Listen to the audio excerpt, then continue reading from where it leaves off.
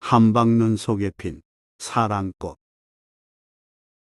조선 중엽인 1583년 강원도 통천군 읍내에 가난한 천민 부부가 살고 있었습니다. 이들 부부는 아들, 딸 낳고 다정하게 지냈지만 너무 가난해서 추운 겨울에도 오래되어 탄력 없는 묵은 솜으로 채운 배옷만 입고 지냈습니다.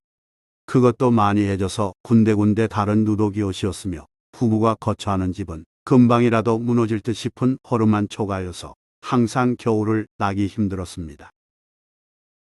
그해 겨울 어느 날 아침, 남편 김씨가 아침을 먹은 후 방에서 나와 지게를 지더니 황소를 끌고 밖으로 나가려 했습니다. 설거지하던 아내가 부엌에서 나와 남편에게 물었습니다.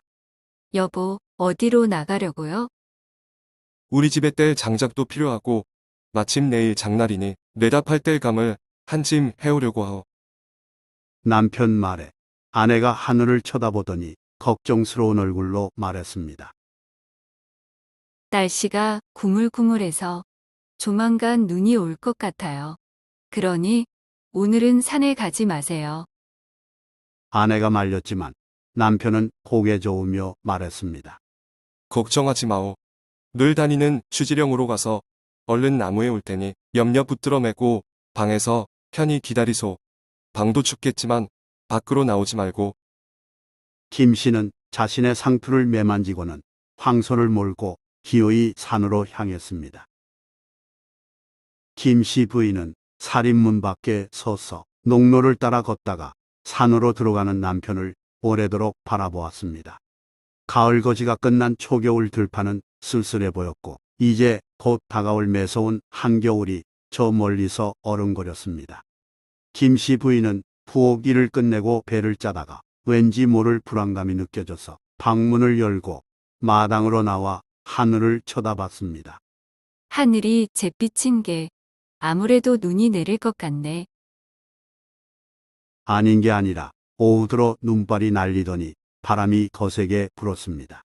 김씨 부인은 부엌으로 가서 국물을 지피고는 살인문 밖으로 나가 고개 빼들고 남편이 돌아오는지 지켜봤습니다. 풍설이 차가운데 왜 이리 안 오시나? 김씨 부인은 방으로 들어가 배를 짜다가 바로 앞이 보이지 않을 정도로 눈발이 굵어지자 다시 살인문 밖으로 나가서 남편이 오는지 살펴봤습니다. 이러다가 눈이 많이 쌓이면 걷기조차 힘들 텐데. 강원도 겨울의 낮은 짧기에 김씨 부인의 걱정은 점점 심해졌습니다. 사방이 어둑어둑해질 무렵 무슨 소리가 들리더니 남편이 몰고 갔던 황소가 빈 길말을 끌고 홀로 돌아왔습니다. 전에 없던 일이라 깜짝 놀란 부인의 가슴이 철렁했습니다. 이게 무슨 일이지? 왜 황소 혼자 돌아온 거지? 혹시 호랑이에게 해를 당한 것은 아닐까? 김씨 부인은 남편이 몹쓸 짐승에게 해를 당한 것으로 생각하고 찾아 나설 결심을 했습니다. 김씨 부인은 아이들에게 방 밖으로 나가지 말라고 단단히 주의를 준 뒤 서둘러 추지령을 향했습니다. 몇 차례 가본 길이었으나 가득 쌓인 눈에 발목이 푹푹 빠질 정도로 걷기가 몹시 힘들었습니다. 걸어가는 내내 사방을 돌아보며 여보 하고 외쳤으나 돌아오는 반응이 없었습니다. 추지령 중턱에 이르러서야 눈 위에 쓰러져 있는 물체가 보였습니다. 남편 김씨였습니다. 김씨 부인이 달려가서 확인해 보니 김씨는 정신을 잃은 채 동상에 걸려 있었습니다. 김씨 부인은 울부짖으면서 남편의 몸을 주물렀습니다. 하지만 한참을 주물러도 김씨는 정신을 차리지 못했습니다. 여보, 어서 정신 차려요. 이러다 얼어 죽는단 말이에요. 그러니 어서 일어나요. 그래도 아무 반응이 없자 다급해진 김씨 부인은 자기 옷을 벗어 남편 몸에 덮어주고 자신의 가슴을 남편 몸에 밀착시켰습니다. 그렇게라도 얼어붙은 남편 몸을 녹이려는 몸부림이었습니다. 약간의 효과가 있었는지 김씨가 정신을 차리고 힘겹게 입을 열었습니다. 아니, 당신이 어떻게 여기에 와 있어? 강력한 김씨 부인은 눈물을 흘리다가 마음을 진정시키며 말했습니다. 황소가 홀로 집에 돌아왔기에 당신이 산짐승에게 해를 입은 줄 알았어요. 그래서 달려온 거예요. 어서 힘을 내어 함께 집으로 가요. 아내의 말에 김 씨는 낙담한 얼굴로 말했습니다. 나는 눈길에 미끄러져서 다리를 다쳤다오. 뼈가 부러져서 도저히 걸을 수 없으니 당신 혼자 어서 돌아가구려. 다리를 다쳤다고요? 남편의 절망적인 말에 아내가 고개를 저으며 말했습니다. 안 돼요. 여기에 있으면 금방 얼어 죽어요. 어떻게든 함께 돌아가요. 아니요. 난 이미 틀렸소. 당신은 아이들 생각해서 어서 돌아가구려.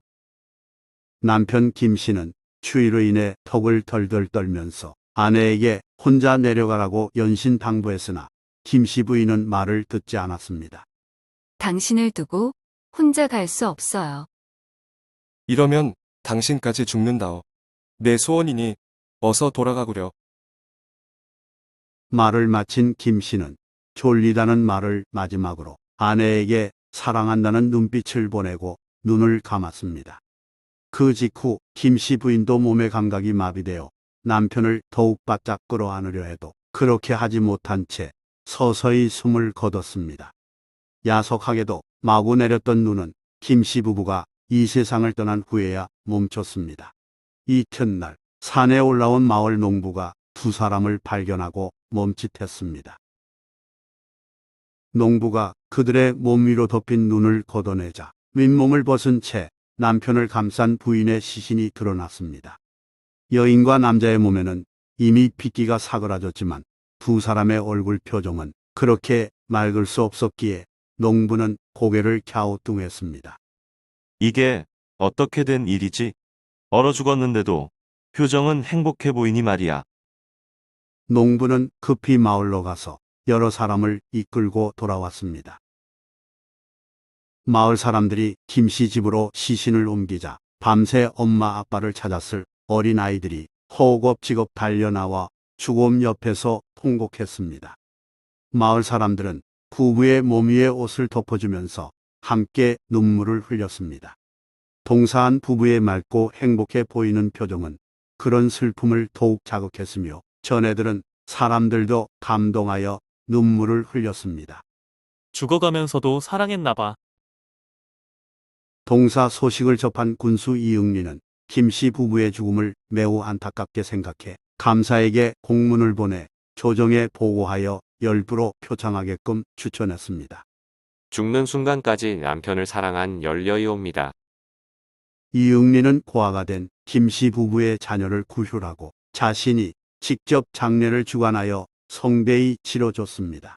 남편과 함께 죽음을 택한 여인의 사랑은 두고두고 사람들 입에 오르내렸습니다.